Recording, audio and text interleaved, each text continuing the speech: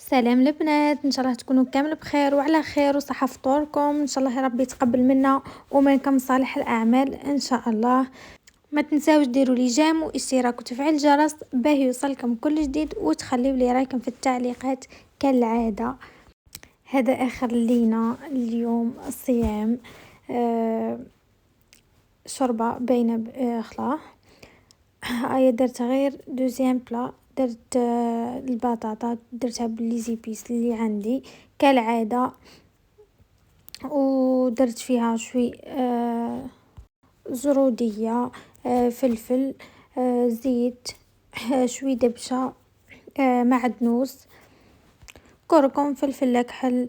المهم حطيت لي زيبيس اللي عندي واللي نحبهم انا، ومن بعد بقات لي هذيك لي زيبيس شوي في الغيسيبيون، وليت حطيت فيه شوي ماء باه نفرغ على هذيك البطاطا اللي حطيتها في البلا، ونحط غير من الجوانب هاك تاع البلا باه ما تروحليش هذيك لي زيبيس كامل اللي في البطاطا. ومن جهه خلاف كما راكم تشوفوا في غيسيبيون خلاف درت لا يورت ناتور، كركم، شوي موطارد، فلفل كحل، شوي زبدة، زيت، مغرف صغيرة تاع الخل.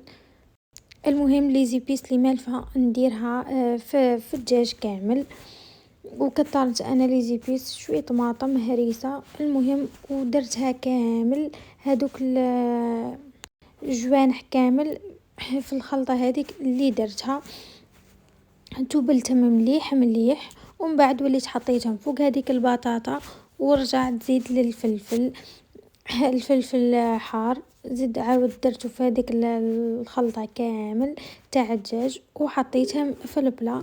زيد عندي فلفل حار، قرن تاع فلفل حار قزمته رقيق كما راكم تشوفوا، وحطيته حد مام هو في هذيك الخلطة ودرتهم كامل. ومن بعد وليت نحط فيهم في البلا، وزيد الطماطم كيف كيف نفس الطريقة درتهم في هذيك الخلطة وحطيتهم. من بعد الخلطة هذيك حطيت فيها شوي ماء، وليت فرغت على الدجاج هذاك والبطاطا وكامل باه طيب لي فيها، باه يجيني لاصوص بزاف هايله وبزاف سهله ليه كنت كملتها، يعني ما تعطل ما والو. مش لازم ديروا ما سخون، انا برك كان عندي ما سخون ايا حطيته باه نلقاه شغل كي لقيته قدامي وليت حطيته كما قلت لكم في هذاك البلا.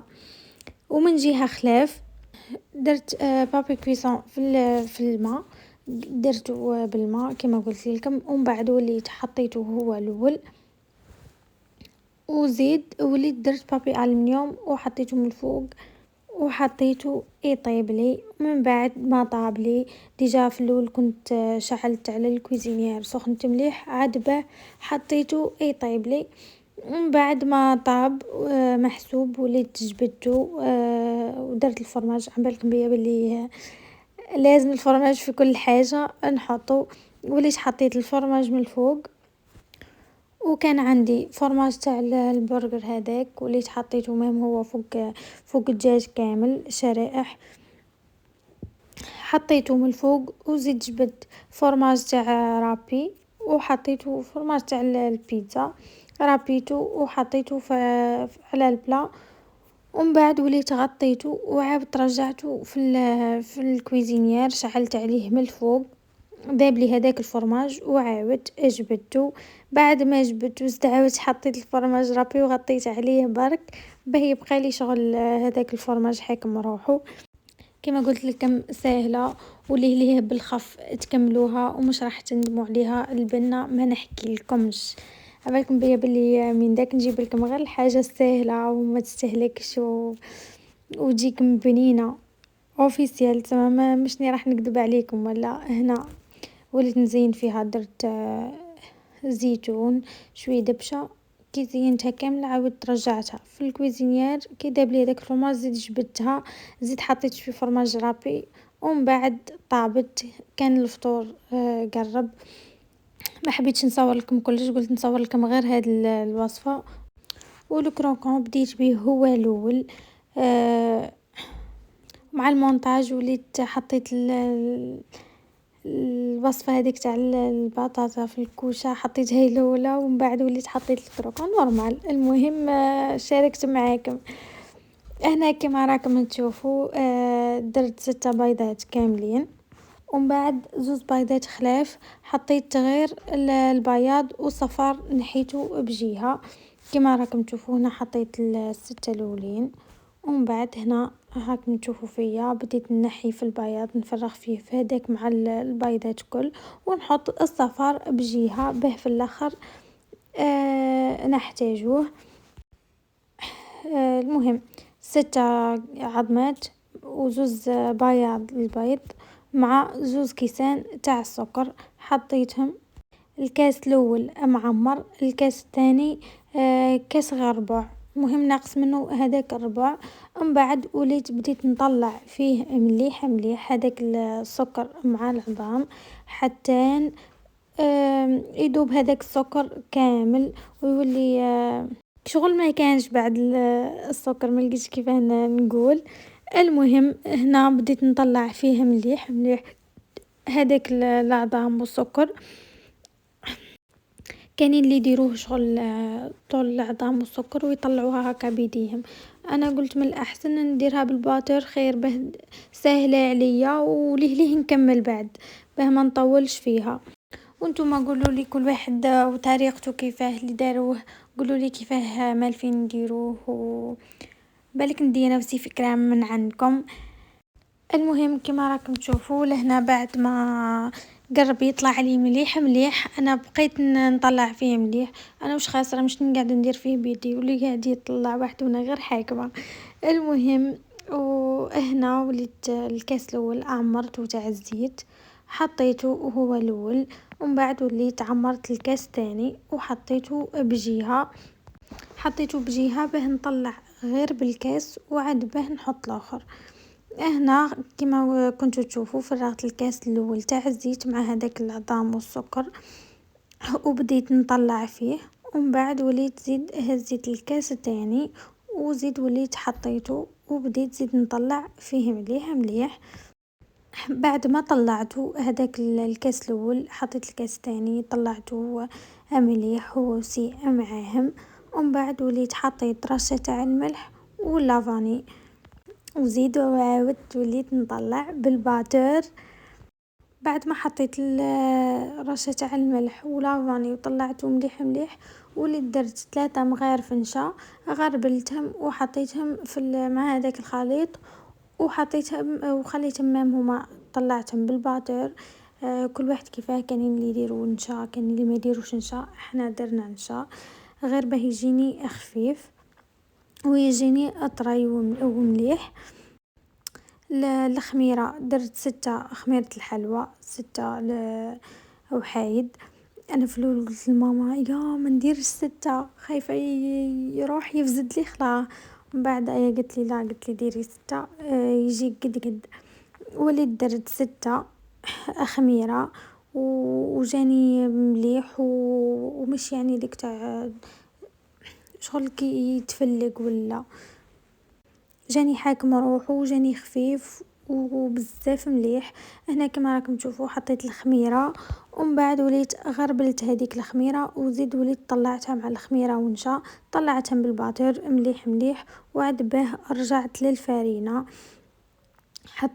حطيت كيلو كامل تاع الفارينه وبديت نزيد غير بشوي من كيلو خلاف. المهم الكيلو الاول كملته غربلت ونحط غير بشوي في الاول خفت، ومن بعد وليت كنت كملته هذاك الكيلو كامل. حطيت الفارينه غربلتها مليح ومن بعد بديت نلم في العجينه هذيك الخليط تاعو بالفارينه غير بيدي. ما حبيتش نصور كلش معاكم مي شاركت معليش المهم من بعد ما كملته ولميته خلاص وليت ندير يدي بالزيت ونهز هذيك العجينه وندير فيها بالطريقه اللي راكم تشوفوا فيا ندير فيها حتى كملتهم اكل. المهم ما ديروهمش عراض وما ديروهمش شغل طالعين بزاف هكا، على خاطر مع الخميرة هذيك درك يوليو قد درك تشوفوا في الاخر كيفاه جاني بزاف مليح. المهم كملت الطريقة، درت الاولى وزيد درت الثانية وكملتهم بنفس الطريقة.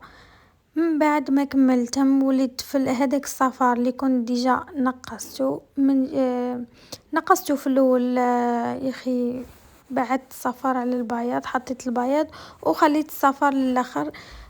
درت الصفار هذاك خلطته ومن بعد وليت حطيت على هذيك العجينه تاع الكروكون، حطيتها كامل عليها بالصفار البيض.